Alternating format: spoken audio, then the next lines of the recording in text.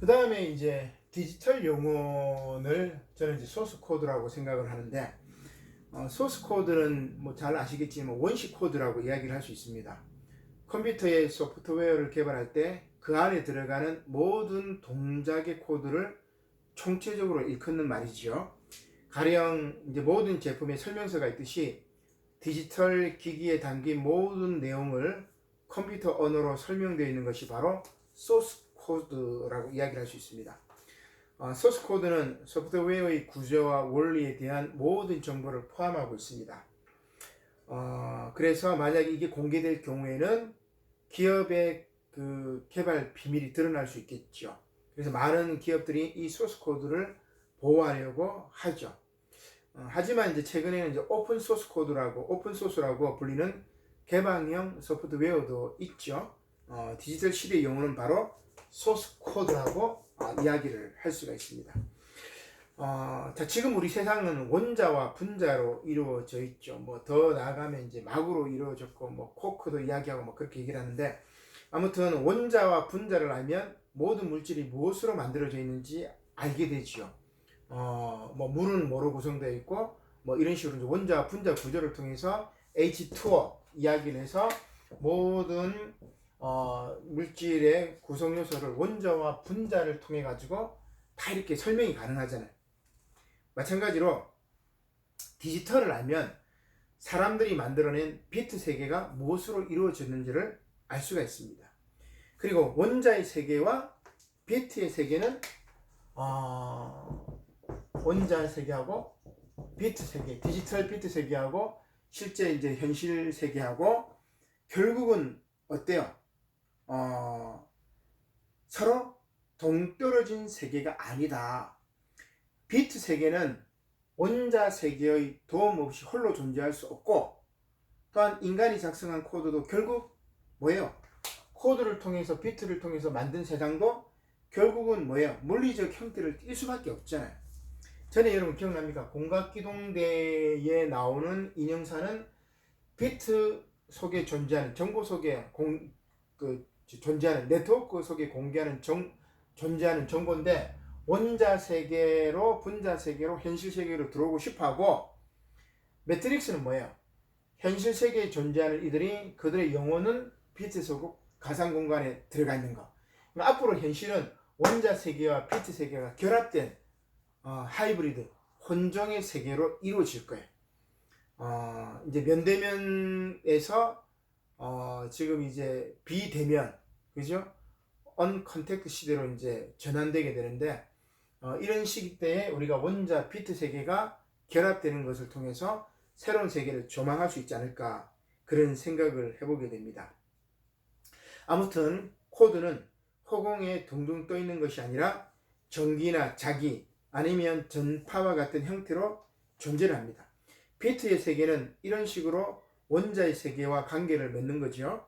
그리고 코드는 전자회로 혹 전자대의 흐름을 제어하고 나아가 원자들을 움직여서 결국 프로그래머가 원했던 결과를 물질 세계에서 만들어내는 거죠.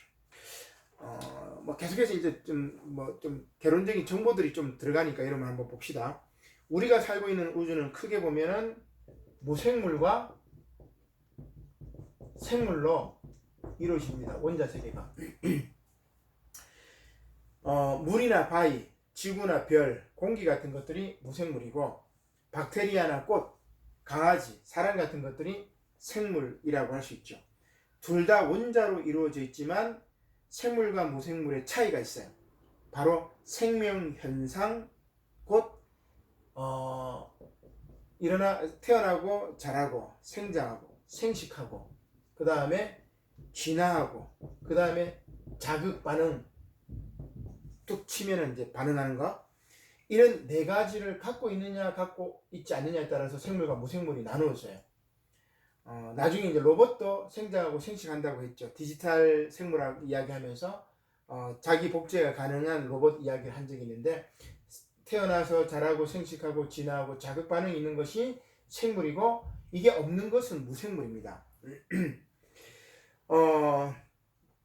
여기서 생물도 지능이 있는 생물과 지능이 없는 생물로 나눠지죠.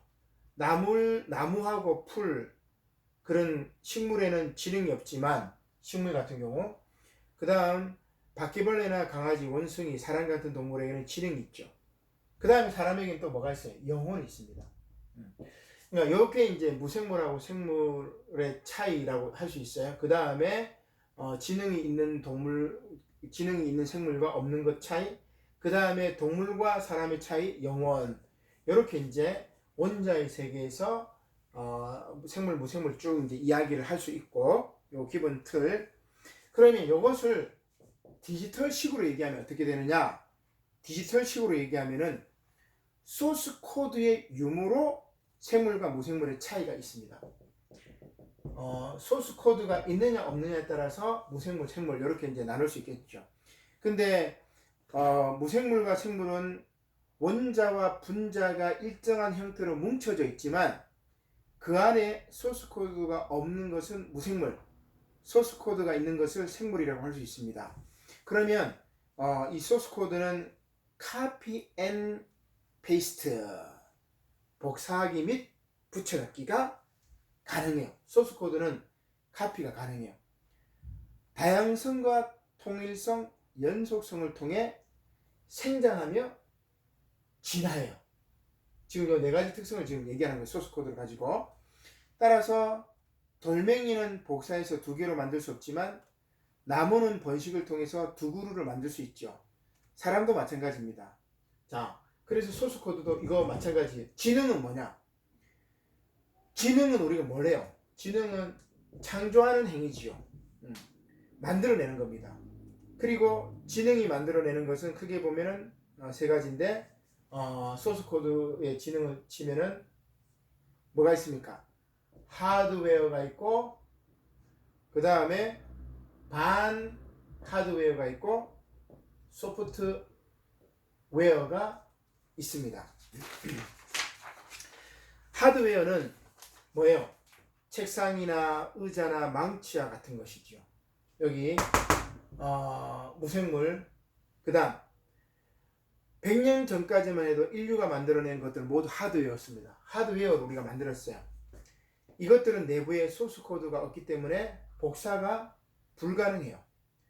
반 하드웨어는 뭐냐면은 컴퓨터나 스마트폰, 전자회로 같은 겁니다. 내부에 소스 코드를 가지고 있어요. 그런데 외부를 보면은 뭐예요? 하드웨어와 같이 생겼죠.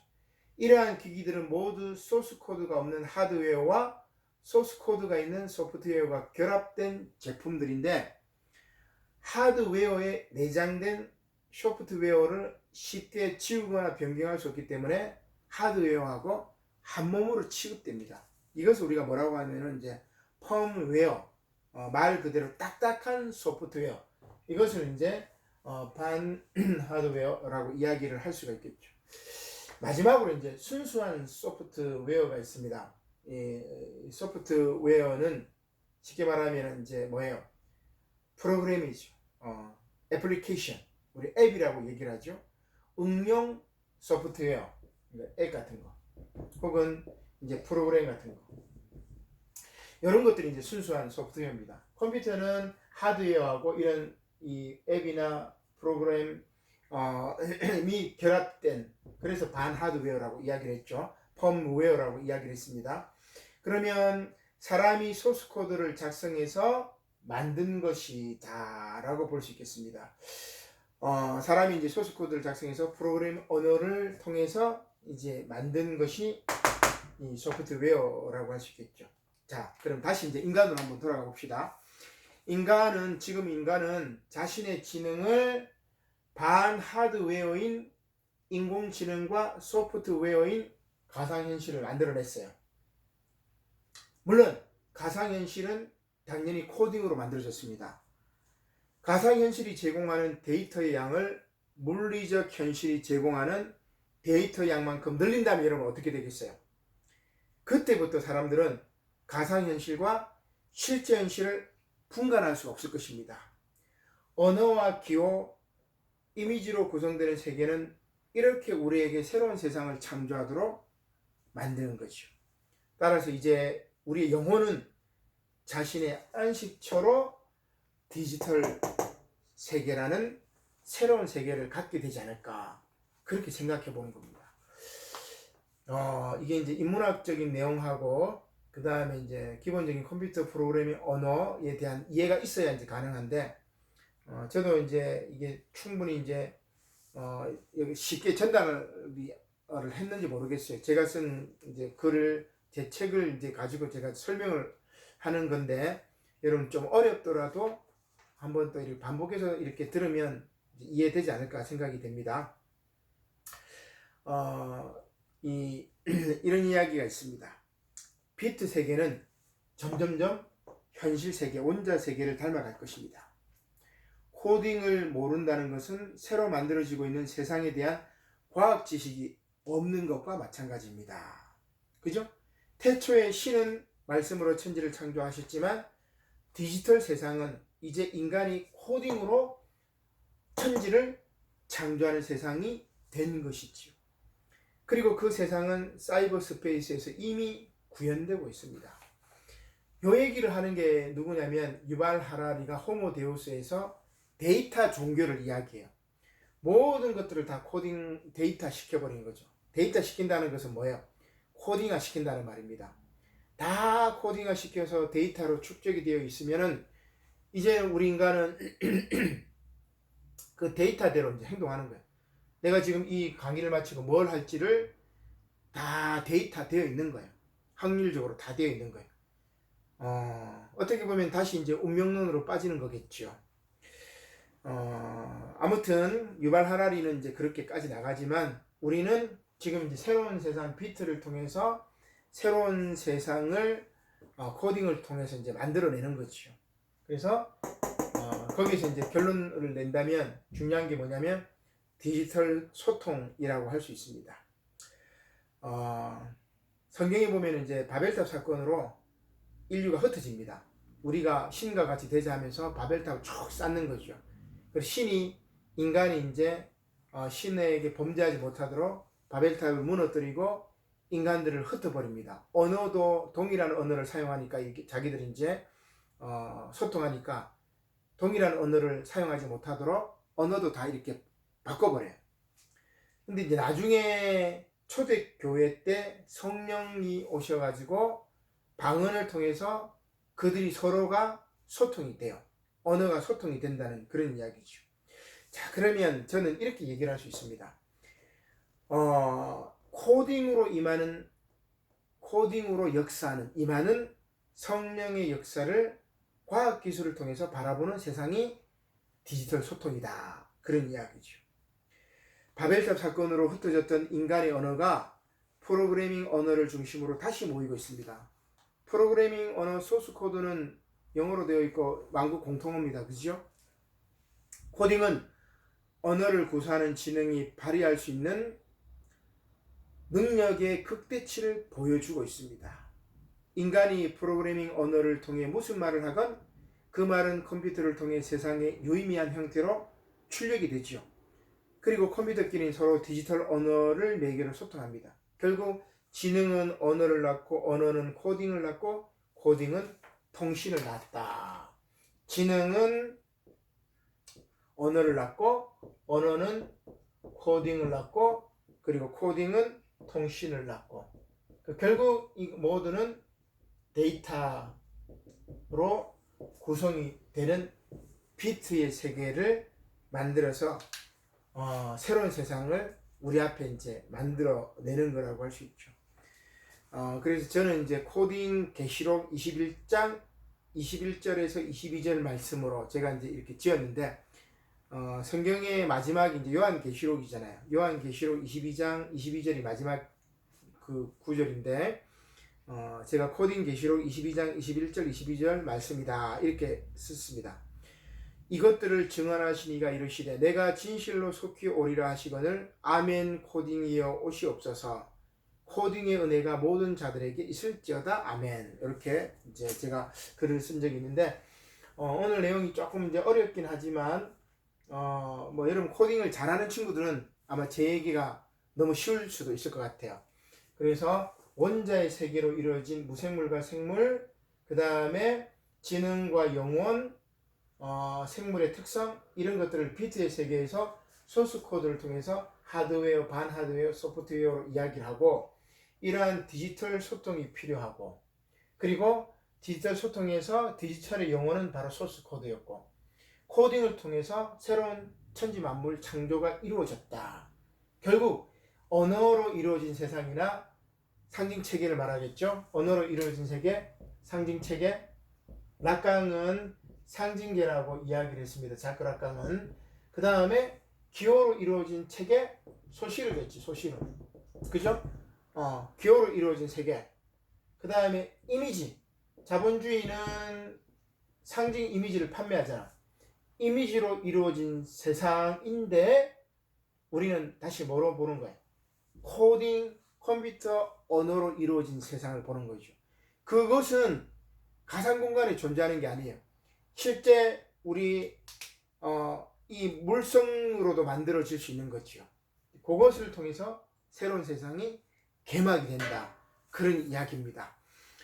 코딩 부분은 참 저도 이제 계속 공부하고 고민하고 연구하는 부분인데, 여러분들이 일단은 코딩에 대한 이렇게 철학적이고 인문학적이고, 그 다음에 이런 접근을 좀 하면서 나중에 이제 여러분들이 코딩 잘하는 친구들은 거기에서 단순히 이제 기술적인 것 뭐 이런 것들이 아니라 인문학적인 사유를 하면 좋을 것 같아요.